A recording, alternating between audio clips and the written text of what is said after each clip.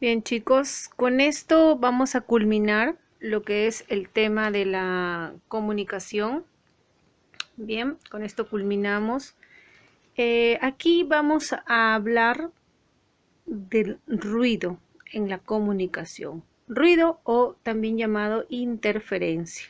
Bien, y dice que el ruido viene a ser cualquier elemento que va a dificultar, debilitar o incluso puede impedir el proceso de comunicación. Quiere decir esto, impide la recepción del mensaje.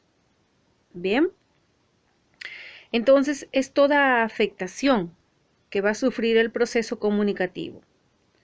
Va a entorpecer o distorsionar la comunicación, ¿no? El mensaje. La palabra ruido, dice aquí, no necesariamente se refiere o no exclusivamente se va a referir a fenómenos acústicos, quiere decir aquello que tenga que ver con el sonido, sino también puede referirse a cualquier otro tipo de fenómeno que va a obstaculizar la comunicación. ¿Qué podría obstaculizar la comunicación? Por ejemplo, ¿no?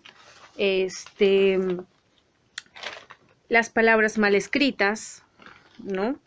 Una mala letra, una mala caligrafía, una mala ortografía también es un ruido, ¿no? La poca luz a la hora de estudiar, a la hora de leer, de repente la señal no clara, ¿no? En la televisión, por ejemplo, la afonía del que habla, ¿no? Del hablante, también son ejemplos de ruido.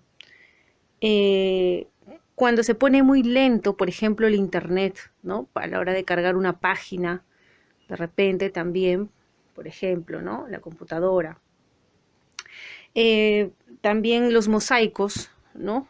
Los pitillos, a veces en los programas televisivos se escucha un pitillo para evitar, ¿no? Que de repente se escape por ahí una grosería, algo que no se debe de escuchar o que no debería estar presentado porque el horario no es el correcto, el conveniente.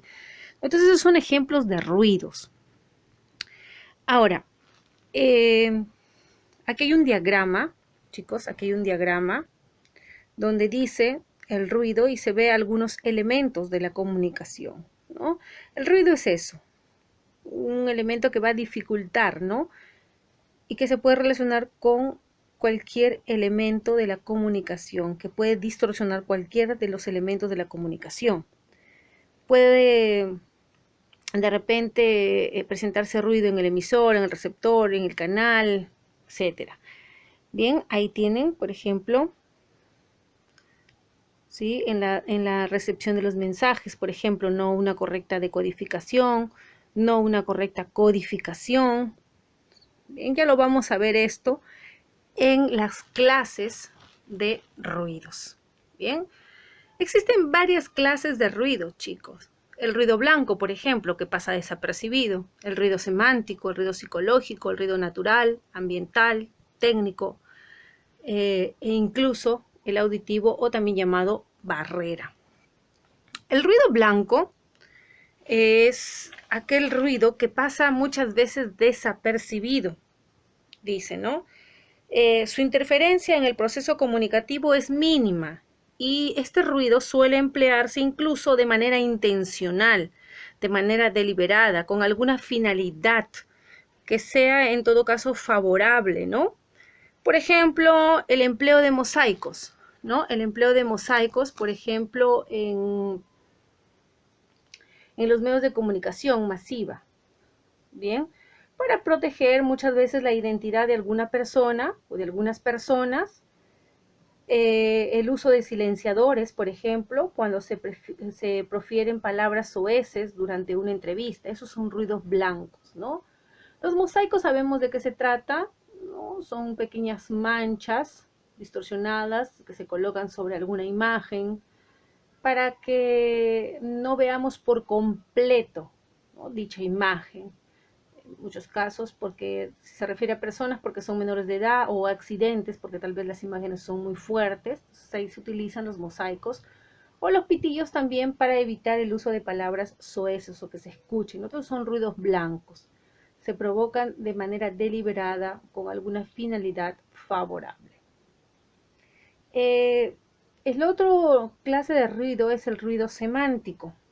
El ruido semántico, chicos, este ruido se da cuando se hace uso de un doble sentido, de un sentido figurado o un significado connotativo, en el que el receptor, o sea, el interlocutor, no está muchas veces al tanto de la intención del mensaje, es decir, que no comprende bien lo que me quieren decir, porque de repente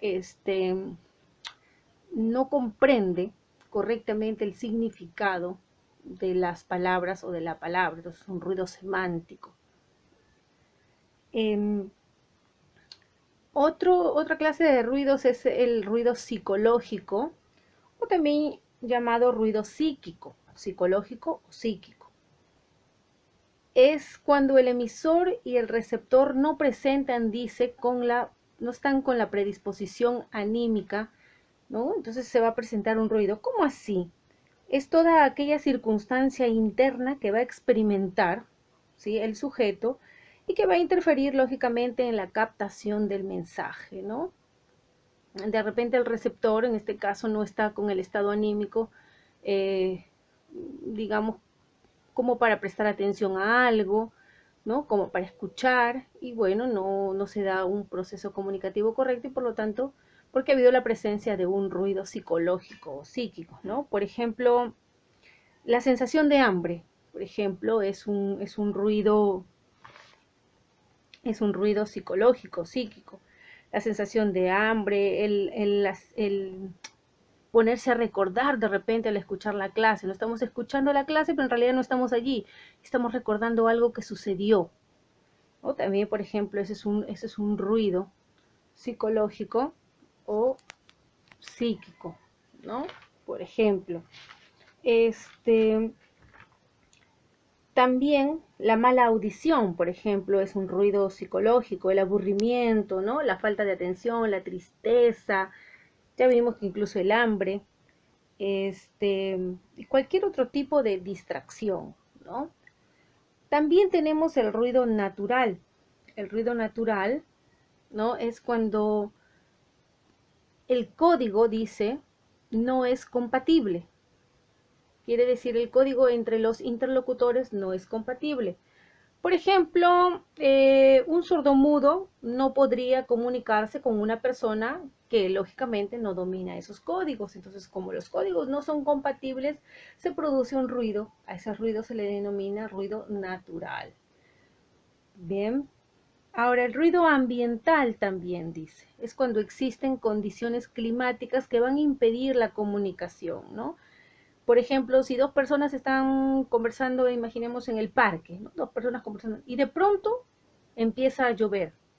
Lógicamente esto va a impedir que sigan con el proceso comunicativo, ¿no? Entonces, lógicamente ya se termina el acto comunicativo. Por ejemplo, ese es un ruido ambiental. Pero también hay ruido técnico. Un ruido técnico es aquel que está relacionado con el canal, ¿no? Con el canal artificial, y constituyen interferencias que pueden o podrían evitarse, como por ejemplo un ruido técnico, un ejemplo